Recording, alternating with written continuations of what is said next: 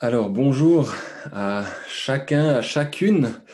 Et dans nos contrées occidentales, il est de coutume justement de se saluer par un bonjour.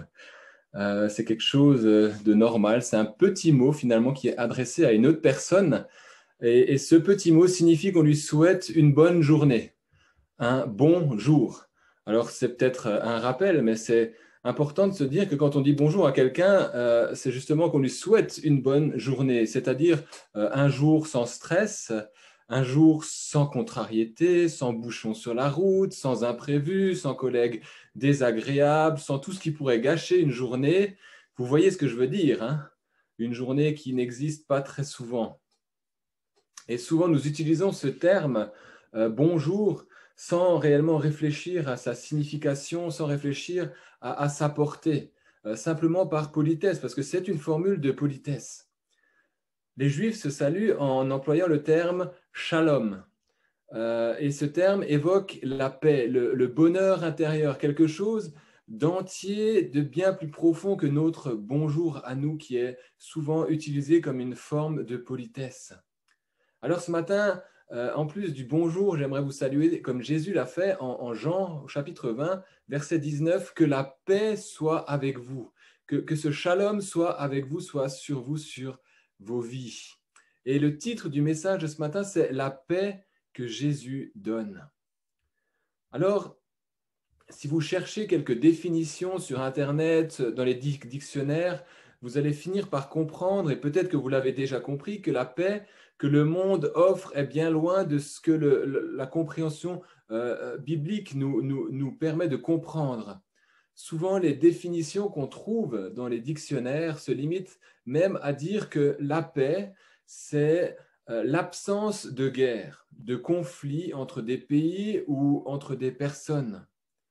Pour d'autres, la paix serait même un concept, un idéal, finalement quelque chose qu'on arrive rarement à atteindre. Et on en arrive à limiter ce qu'est la paix, à l'absence de quelque chose alors qu'elle a une signification bien plus précise, bien plus profonde. Sinon, tous les êtres humains ne la rechercheraient pas par tous les moyens parce que l'homme cherche la paix. L'homme a besoin d'une paix intérieure. L'homme essaye par tous les moyens de se rassurer, d'être en paix, d'être tranquille. Je vous invite à ouvrir vos Bibles dans l'évangile de Jean au chapitre 14 et on va lire les versets 27 et 28 et on va se concentrer surtout sur le verset 27. Jean 14, 27 et 28. Jésus qui dit, je vous laisse la paix, je vous donne ma paix, je ne vous la donne pas comme le monde donne. Que votre cœur ne se trouble pas et ne se laisse pas effrayer.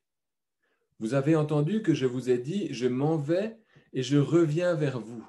Si vous m'aimiez, vous vous réjouiriez de ce que je vais auprès du Père, car mon Père est plus grand que moi.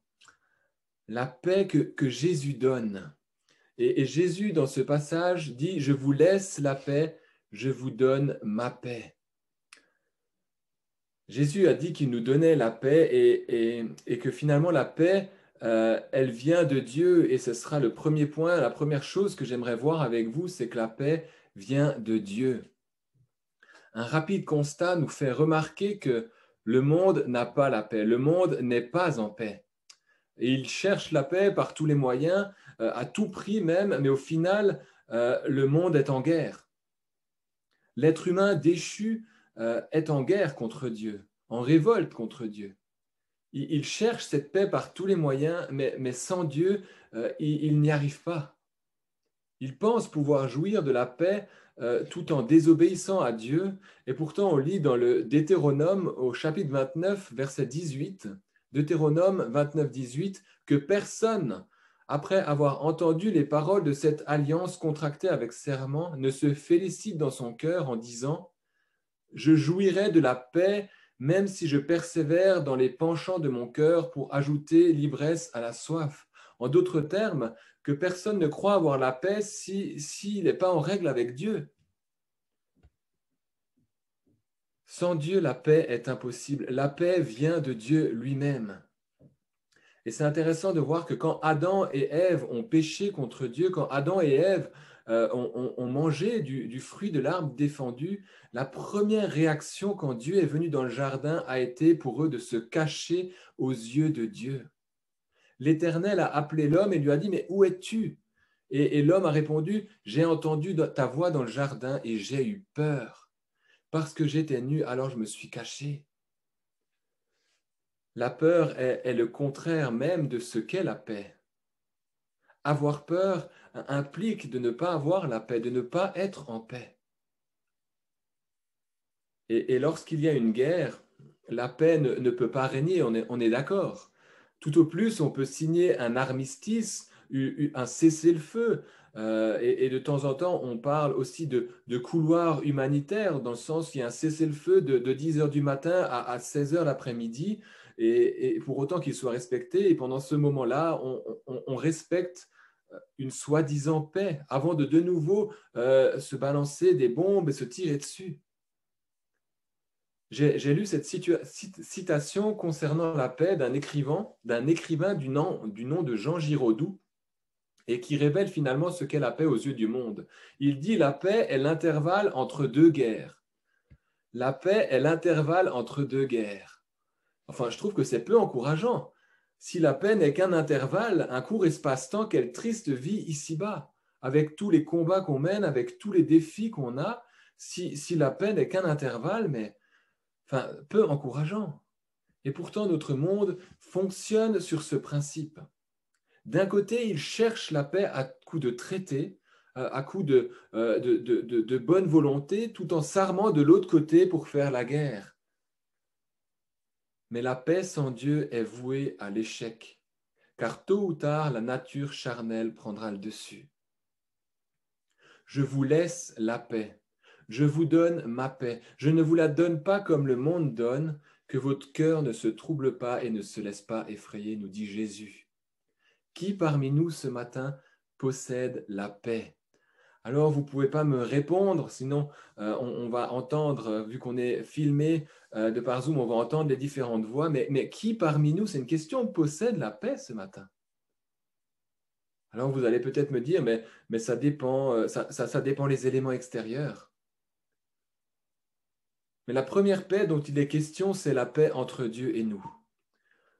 Celle que Jésus nous a acquise à la croix en payant de sa vie pour nos péchés.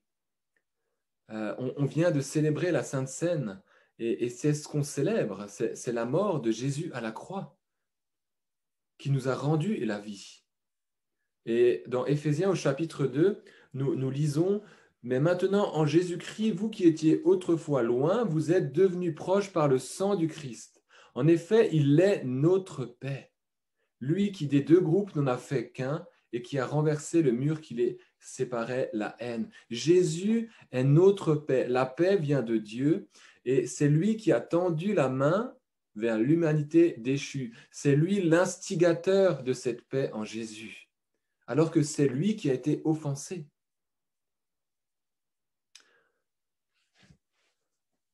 Lorsque nous avons été lésés, que nous avons été blessés, nous avons en général, ou peut-être souvent, la première attitude qui est la suivante: j'ai raison, je suis dans mon bon droit, du coup j'attends que l'autre vienne me demander pardon. C'est moi qui ai raison, c'est l'autre qui a tort. Et si on pousse la réflexion un peu plus loin, en agissant ainsi, je prends la place d'un juge, et tant que l'autre ne vient pas s'excuser, ne vient pas ramper devant mes pieds, je le place sous ma condamnation. Et nous nous disons: je suis en bon droit d'attendre de l'autre qu'il se mette justement à genoux, et alors je le pardonnerai. Je lui pardonnerai. Mais ce que Dieu a fait est totalement contraire à notre fonctionnement humain. Alors que nous nous sommes révoltés contre lui, il nous a donné le moyen, Jésus, pour être réconciliés avec lui. Il n'a pas attendu qu'on devienne parfait. Il savait très bien et il sait très bien que nous sommes, de quelle pâte nous sommes faits. Et il nous a envoyé Jésus, notre paix. Nous étions en guerre et il nous accorde la paix en Jésus, par Jésus. En d'autres termes, c'est la partie lésée, c'est la partie offensée qui a fourni le moyen de nous réconcilier avec elle, qui a pris sur elle la punition qui nous était destinée, c'est-à-dire la mort. Jésus a fait la paix entre Dieu et nous. Et le chrétien qui a accepté Jésus dans sa vie expérimente cette paix de savoir que son avenir éternel est dans les mains de Dieu, que la vie ici-bas n'est pas une fin en soi, que sa félicité est avec Jésus, que la punition qui a été prise par Jésus, par sa mort à la croix, c'est Jésus qui a pris la punition. Et que Dieu voit ce chrétien, cet homme qui a accepté le sacrifice comme juste à travers le sacrifice de Jésus. C'est quelquefois des notions qui sont difficiles à assimiler. Alors peut-être que ce matin, tu ne connais pas cette paix, que tu n'as pas donné ta vie à Jésus et qu'il y a là l'opportunité justement de te réconcilier avec Dieu.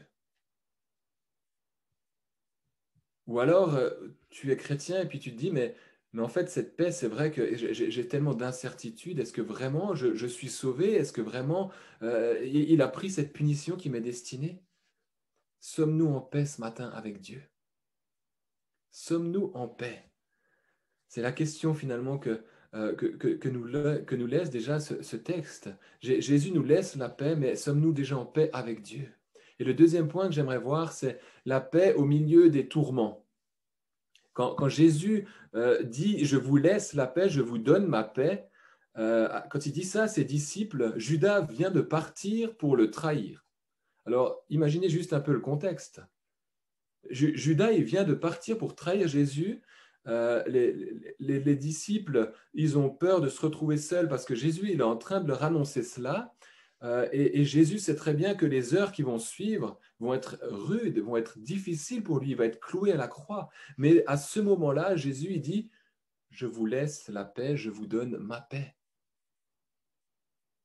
Et il savait que par son sacrifice, la paix allait être donnée à l'humanité déchue. Jésus a bien vu, savait que ses disciples étaient apeurés de savoir qu'ils allaient se retrouver seuls. Ils avaient peur de ne plus avoir Jésus physiquement à leur côté. Ils étaient troublés. Et Jésus leur dit, « Je vous laisse la paix, je vous donne ma paix, je vous la donne. » Et les disciples, finalement, étaient focalisés sur l'instant T et ne comprenaient pas que Jésus devait passer par là pour pouvoir nous accorder justement cette paix déjà avec Dieu et de pouvoir aussi nous accorder cette paix au milieu des tourments. Ne vous troublez pas que Jésus a dit à ses disciples, que votre cœur ne se trouble pas, ne se laisse pas effrayer. Et Jésus ce matin nous offre la paix. Il nous la donne et nous la laisse jour après jour, heure après heure, nuit blanche après nuit blanche, souci après souci, défi après défi. Jésus désire nous donner sa paix. Et il dit qu'il ne donne pas de la même manière que le monde donne. Le texte n'explique pas la manière dont le monde donne. Mais nous le savons, n'est-ce pas? Nous savons comment le monde donne. Nous savons qu'est-ce que ça engendre. Parce que rien n'est gratuit ici-bas, on est d'accord. Tout se monnaie, tout s'échange, tout se négocie. Rien n'est gratuit ou peu de choses. Et si tout d'un coup on reçoit quelque chose de gratuit, je ne sais pas vous, mais on peut commencer à se demander si c'est normal. Je reçois quelque chose de gratuit. Il doit y avoir une arnaque. Il y a une petite étoile en bas de la page qui dit qu'on est lié pendant 24 mois. Ce n'est pas possible, c'est louche. La facture va arriver, elle va être salée. Jésus nous dit qu'il ne donne pas comme le monde donne. Il nous la laisse. C'est gratuit. Ça ne se monnaie pas. Il apporte la paix d'une manière totalement contraire aux principes du monde. Que votre cœur ne se trouble pas et ne se laisse pas effrayer. Et nous connaissons tous des moments qui sont difficiles et dans la difficulté, on a des degrés bien sûr de difficulté et l'idée, ce n'est pas de se comparer, mais il y a des moments qui sont très compliqués et on vit les choses différemment. Mais alors que la tempête s'acharne, une paix surnaturelle nous est donnée. La paix, elle est là. Jésus désire nous la donner. Et c'est ma prière pour chacun et chacune d'entre nous ce matin. Que cette paix, on puisse la vivre au quotidien. Parce que cette paix ne se fabrique pas en faisant toute une série de rites, en faisant des répétitions, en disant « je suis en paix », en versant dans une sorte de positivisme. en disant que ça ira mieux demain. Alors bien entendu, on s'attend à des jours meilleurs, mais la paix ne se fabrique pas. Jésus nous donne une paix qui surpasse toute intelligence, nous dit Paul dans les Philippiens. Une paix qui surpasse toute intelligence, c'est-à-dire une paix qu'on reçoit alors même qu'on est au milieu des tourments les plus terribles. Lorsque nous avons des soucis, des difficultés, il arrive que nous arrivions vers Dieu avec notre lourd sac sur le dos, avec notre lourd sac rempli de fardeaux, notre baluchon, et on le pose au pied de la croix, et on commence à déballer tous nos problèmes au Seigneur. Une après l'autre, on sort nos difficultés qui sont vécues, difficultés du moment, les injustices, et on commence à parler, ah Seigneur, j'ai perdu mon emploi, mon couple va mal, je n'arrive plus à communiquer avec mon adolescent, les forces commencent à me manquer avec la vieillesse, j'ai tellement peur de l'avenir, de quoi sera fait demain, et ainsi de suite. Et c'est bien de venir à Dieu avec cela. Il nous demande de nous décharger sur lui. Mais après qu'on est passé un moment dans la présence de Dieu, on dit, ah ben merci Seigneur pour ce petit moment que j'ai passé dans ta présence. On reprend le sac, on remet toutes les choses dedans, on le ferme, on le remet sur le dos et on repart. On repart chargé comme on est arrivé. On ne laisse même pas la possibilité à Jésus de nous aider, de nous soulager, de nous apaiser. Recevoir la paix que Jésus donne implique finalement de remettre nos difficultés entre les mains du Tout-Puissant, entre les mains de Dieu. Et bien évidemment que souvent nous avons encore à nous atteler. L'idée n'est pas juste de ne plus rien faire. Par exemple, si je cherche un travail ou un appartement, bien sûr que Dieu peut ouvrir la porte de manière miraculeuse et sans que je fasse rien du tout. Mais quelquefois, il nous faut envoyer des CV, il nous faut faire des recherches, il faut faire des recherches pour trouver un appartement, mais en sachant que Dieu a entendu notre prière et qu'on lui a remis notre souci du moment et qu'il va agir. Et c'est pas tout à fait la même attitude du coup. On est dans cette attitude de confiance, ce qui n'empêche pas que Dieu nous demande aussi de nous servir de notre intelligence et de chercher. Et cette paix se trouve dans la présence de Dieu, dans la révélation de qui il est pour nous, dans la révélation de ce Dieu d'amour, qu'il prend soin de nous, qu'il nous aime, qu'il nous entoure, qu'il nous conduit, qu'il désire finalement nous amener plus loin dans la connaissance de lui. La paix nous est donnée par Jésus et il attend qu'on puisse la prendre, qu'on puisse la recevoir, qu'on puisse se décharger sur lui, qu'on le laisse agir. Et cette paix, je crois que c'est quelque chose qu'on reçoit jour après jour. C'est, entre guillemets, presque un combat quotidien. Et dans le texte, le verbe, quand Jésus dit « je vous la donne », ça a le sens de léguer. Je vous la lègue. Elle est à vous. Et souvent, nous perdons de vue la paix. Souvent, nous perdons la paix dans notre cœur quand nous perdons de vue la cible qui est Jésus. Quand nous perdons de vue celui qui nous donne la paix.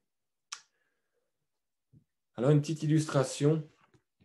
À la maison, les enfants ont un jeu avec une cible. Je pense justement que vous connaissez ce type de jeu. C'est une cible et puis dans la cible, il y a le centre avec le maximum de points et au fur et à mesure, il y a moins en moins de points sur les côtés extérieurs.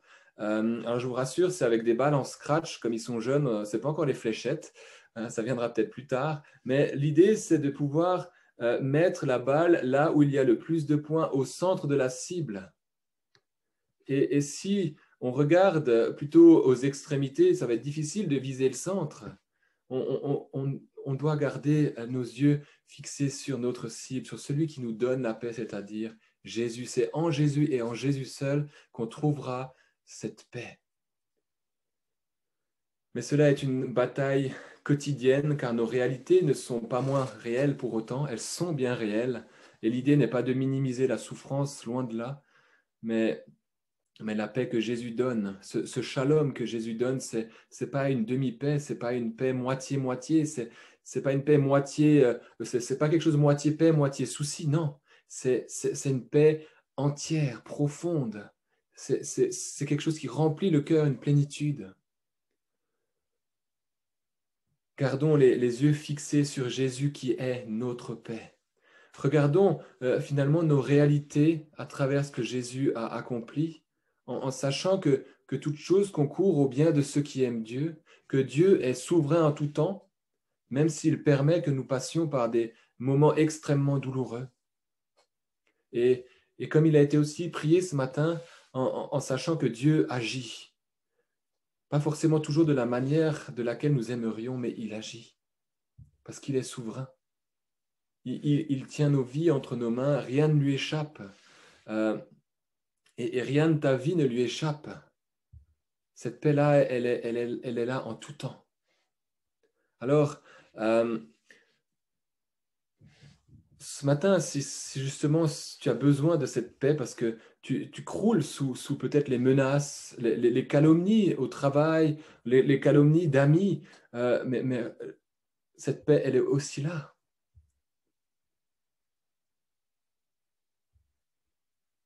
Et souvent, nous sommes usés par la vie, nous sommes usés par les coups, nous encaissons et nous oublions d'aller vers Jésus pour recevoir ce qu'il aimerait nous donner.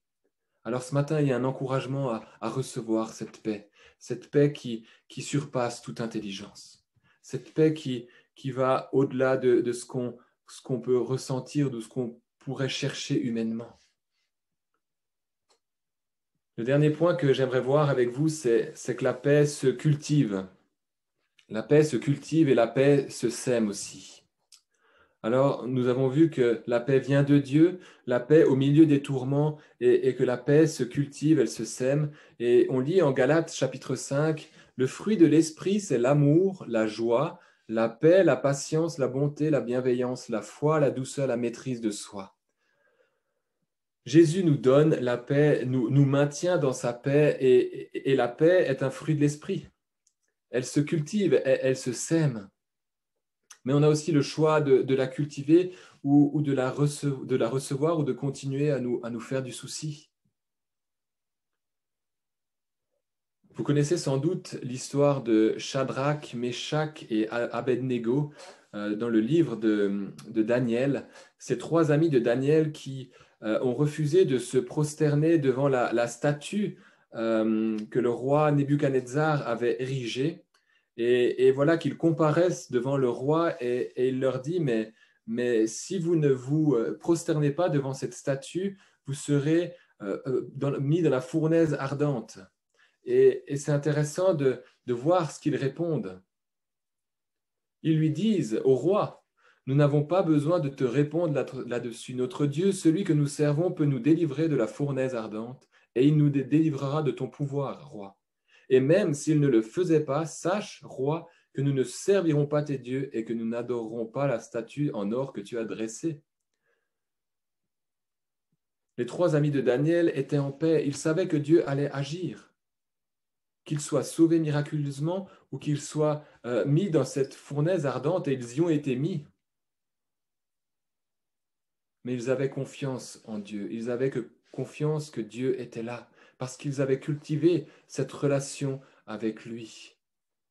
Et on pourrait dire que notre paix intérieure est finalement un indicateur de l'intimité de notre relation avec Dieu. Un indicateur de notre relation avec Dieu, notre paix intérieure. Alors, un petit témoignage, je suis plutôt d'un naturel inquiet. Peut-être qu'au premier abord, ça ne se voit pas, mais c'est vrai que si je ne fais pas attention, je peux vite partir dans l'inquiétude. C'est quelque chose que j'apprends quotidiennement à gérer avec Dieu, et si souvent j'ai finalement pu ressentir la paix de Dieu. Alors que je sentais la mer se démonter autour de moi, que je voyais les vagues qui commençaient à monter, j'ai ressenti cette paix qui surpasse toute intelligence. Quand on regarde le fruit de l'esprit, c'est intéressant de relever que si nous n'avons pas la paix, nous n'aurons pas l'amour et nous n'aurons pas la joie non plus. Enfin, je ne peux pas être bon si je ne suis pas en paix intérieurement. Je ne peux pas être dans la joie, sauter de joie, être heureux si je suis inquiet, si je m'en fais pour le lendemain. C'est difficile. Enfin, il faut m'expliquer comment, mais pour moi, c'est impossible même. Parce que tout est Tout est lié, tout est intrinsèquement lié. L'Esprit nous équipe, nous donne une disposition intérieure, travaille en nous continuellement. Et je ne peux pas cocher la case paix, la case joie, la case maîtrise de soi, et après je passe au suivant, et ainsi de suite, parce que la marche avec Dieu, c'est une marche avec l'Esprit, c'est une marche quotidienne, et nous progressons. Nous progressons parce que nous sommes en transformation. Et j'aime bien prendre l'image du jardin potager. Vous savez, je crois maintenant, vous commencez à le savoir que j'aime bien jardiner. Et le potager, le jardin potager nécessite du soin, de l'attention, de la présence. Et notre marche avec Dieu est une marche avec l'Esprit où nous cultivons le fruit de l'Esprit et nous le développons et continuellement de manière journalière. Comment finalement nos contemporains pourraient-ils être intéressés par Jésus si ma conduite révèle tout l'inverse de ce que Jésus est? Parce que quand les gens savent que nous sommes chrétiens, ils nous observent. Euh, nos paroles, notre comportement, est-ce que je dis bonjour? Est-ce que je jette mon papier par terre devant l'immeuble? Est-ce que je respecte le travail du concierge? Est-ce que je suis irritable? Est-ce que je respire la paix? Est-ce que mon attitude démontre le fruit de l'esprit, l'amour, la paix, la patience, la maîtrise de moi, la maîtrise de soi? Le monde a tellement, tellement besoin de paix et cette paix, nous l'annonçons au monde quand nous témoignons de notre foi. Ésaïe 9, verset 7, nous dit qu'un enfant nous est né et un fils nous a été donné, la souveraineté reposera sur son épaule, on l'appellera merveilleux conseiller, Dieu puissant, Père éternel, prince de la paix. Jésus est le prince de la paix et nous annonçons la paix quand nous témoignons. Alors, un petit témoignage. L'année passée, j'ai reçu une grosse courge, une énorme courge. Et même pour une famille de 5, c'était trop gros. Et je l'ai conservé trop longtemps en me disant, bah, viendra un moment peut-être où on aura plus de monde à la maison et puis on va pouvoir la faire parce qu'elle était vraiment énorme. Et voilà que j'ai justement laissé de côté trop longtemps et que au moment où j'ai voulu la faire en soupe, j'ai remarqué que le goût serait plutôt moisi que courge. Et effectivement, ce fut le cas. Le goût était vraiment, voilà, je vous passe les détails, mais tout d'un coup, alors que j'étais en train de me dire, bon, bah, il n'y a pas le choix, il faut la jeter, je me suis dit, mais tiens, je pourrais essayer de faire des plantons avec les quelques graines qu'il y a là. J'étais en train de faire des plantons de courgettes, et je me suis dit, bah, tiens, je vais mettre de la courge. Et j'y croyais pas vraiment, vu l'état de la courge, je me suis dit, bon, mais j'essaye. Et pourtant, les graines que j'ai mis, elles ont germé très rapidement. Et grâce à ce planton que j'ai fait, j'ai eu 2 courges cette année, d'une taille, on va dire, un peu moindre, mais quand même d'une bonne taille. Euh, mais ces graines, elles ont donné quelque chose. La paix, c'est une semence. On sème la paix. Et pour la petite anecdote, la courge, elle était pourrie, mais les graines, elles ont donné de la semence. Et quelquefois, on peut se regarder à l'intérieur et nous avons l'impression d'être un peu comme cette courge. On se dit, ouais, non, mais comment Dieu pourrait m'utiliser? Mais le Saint-Esprit, et il y a un encouragement ce matin je crois pour plusieurs d'entre nous, le Saint-Esprit œuvre dans nos vies. Et même si on a l'impression de stagner, le Saint-Esprit œuvre dans nos vies. Et il désire encore nous transformer, continuer son œuvre pour que nous puissions œuvrer pour la paix, pour que nous puissions être ces semences de paix. Nous sommes des semeurs quand nous témoignons, quand nous vivons finalement avec notre témoignage de vie, nous sommes des semeurs de paix. Et la Bible nous enseigne à rechercher la paix, d'être en paix avec tout le monde, alors qu'on puisse vraiment être ces semences de paix dans un monde inquiet, dans un monde en perte de repères, dans un monde qui se pose des questions de comment ça va continuer. Je ne vais pas refaire l'histoire, ça fait à peu près une année maintenant qu'on est euh, embêté par ce virus et combien de personnes ont besoin de la paix, combien de personnes, il y avait un reportage dimanche passé, j'ai lu plusieurs articles à ce sujet, combien de personnes vont mal, n'ont pas la paix intérieure parce qu'il y a ces mesures de confinement et l'idée n'est pas de dire qu'il faut ou il ne faut pas, mais il y a des gens qui ont besoin de cette paix. Et nous avons cette paix parce que Jésus nous l'a révélée. Nous avons besoin, et Jésus nous encourage à être ces témoins de paix.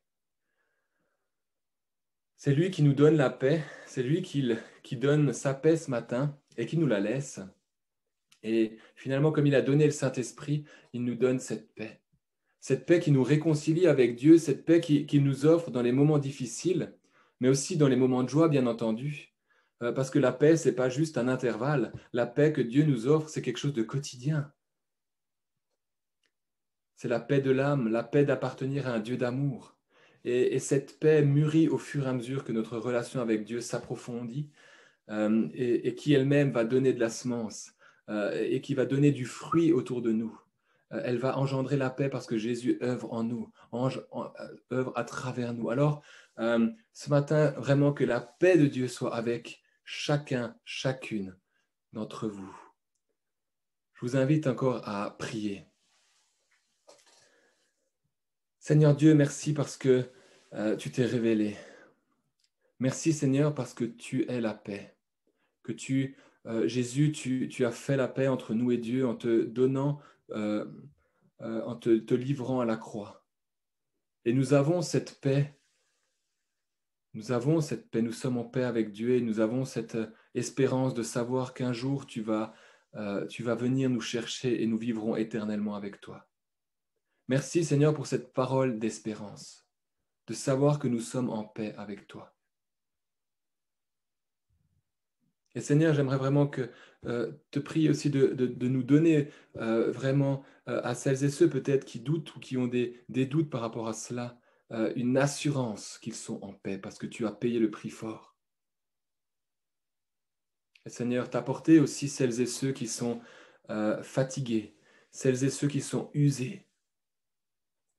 Ô Jésus, merci parce que c'est toi maintenant qui donnes ta paix, qui déverse ta paix dans les âmes agitées, dans les âmes troublées. Merci Seigneur Jésus parce que tu donnes ta paix. Et parce que c'est toi Seigneur qui nous encourage aussi ce matin à voir que tu fais une œuvre dans nos vies. Et même que si quelquefois on n'a pas l'impression d'avancer, tu fais une œuvre dans les vies. Et ton œuvre, elle est merveilleuse. Et merci Seigneur parce que tu œuvres en nous et que tu nous utilises pour aussi amener cette paix là où tu nous as placés. Que l'on soit, Seigneur, ces témoins de paix au sein d'un monde inquiet, au sein d'un monde troublé. Merci, Seigneur, parce que c'est toi qui agis en nous. Et nous voulons fixer les yeux sur la cible, sur Jésus qui nous donne la paix, et ne pas nous en écarter.